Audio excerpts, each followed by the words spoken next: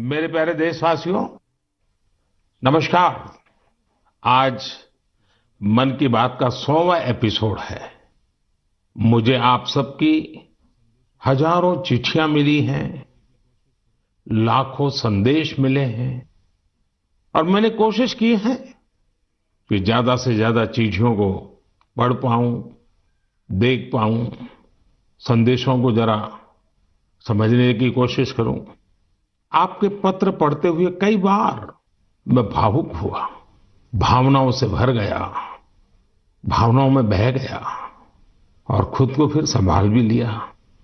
आपने मुझे मन की बात के 100वें एपिसोड पर बधाई दी है, लेकिन मैं सच्चे दिल से कहता हूं, दरअसल बधाई के पात्र तो आप सभी मन की बात के श्रोता है, हमारे देशवासी हैं।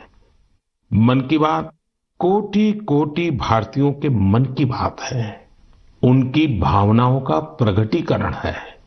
साथियों, 3 अक्टूबर 2014 विजयादशमी का वो पर्व था और हम सब ने मिलकर विजयादशमी के दिन मन की बात की यात्रा शुरू की थी।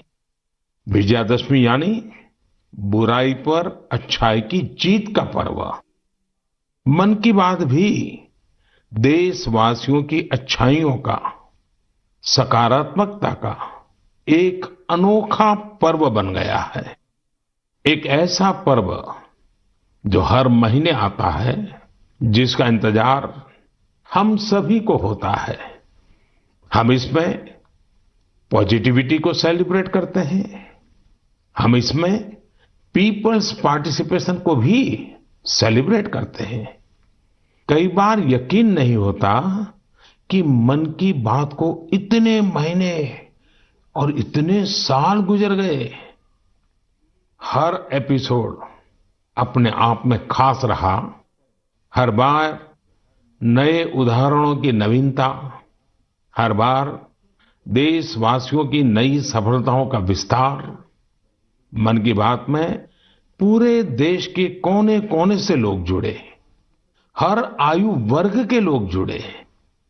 बेटी बचाओ बेटी पढ़ाओ की बात हो, स्वच्छ भारत आंदोलन हो, खादी के प्रति प्रेम हो या प्रकृति की बात, आजादी का अमृत महोत्सव हो या फिर अमृत सरोवर की बात।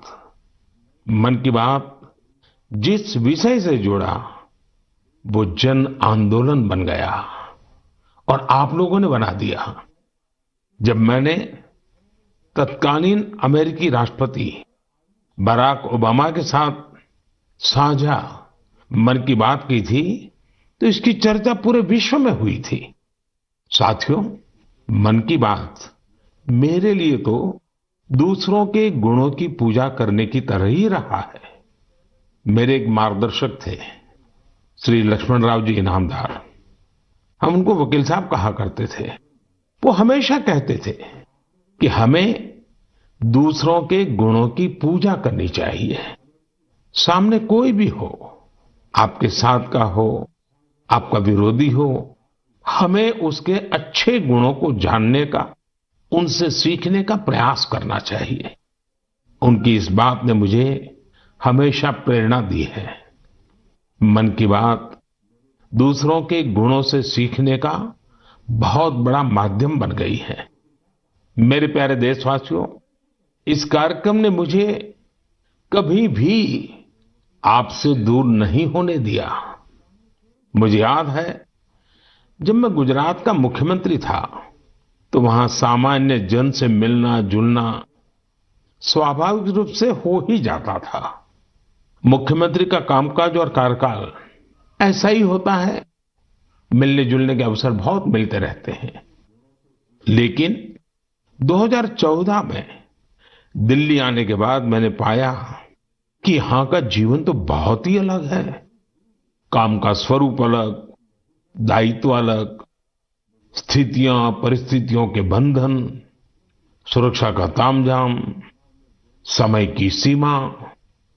शुरुआती दिनों में कुछ अलग महसूस करता था, खाली खाली सा महसूस करता था। 50 साल पहले मैंने अपना घर इसलिए नहीं छोड़ा था कि एक दिन अपने ही देश के लोगों से संपर्क ही मुश्किल हो जाएगा।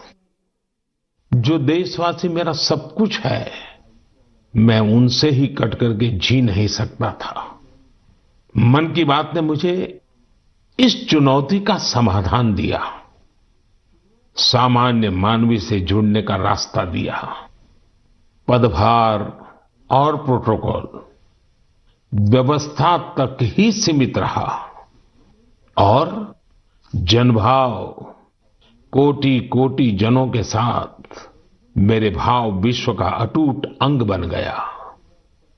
हर महीने मैं देश के लोगों के हजारों संदेशों को पढ़ता हूं। हर महीने में देशवासियों के एक से एक अद्भुत स्वरूप के दर्शन करता हूं। मैं देशवासियों के तप त्याग की पराकाष्ठा को देखता हूं, महसूस करता हूं। मुझे लगता ही नहीं है कि मैं आपसे थोड़ा भी दूर हूं। मेरे लिए मन की बात ये एक कार्यक्रम नहीं है, मेरे लिए एक आस्था, पूजा, व्रत है।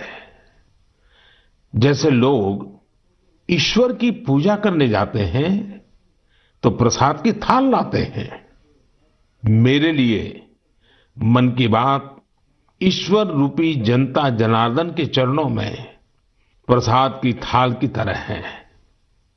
मन की बात मेरे मन की आध्यात्मिक यात्रा बन गया है। मन की बात स्व से समष्टि की यात्रा है। मन की बात अहम से वयम की यात्रा है। यह तो मैं नहीं तू ही इसकी संस्कार साधना है। आप कल्पना करिए, मेरा कोई देशवासी 40-40 साल से निर्जन पहाड़ी और बंजर जमीन पर पेड़ लगा रहा है।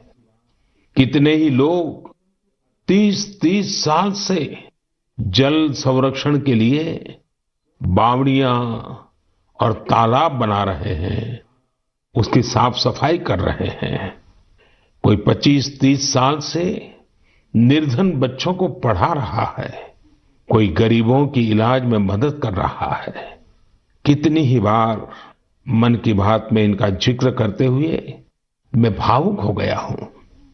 आकाशवाणी के साथियों को कितनी ही बार इसे फिर से रिकॉर्ड करना पड़ा है।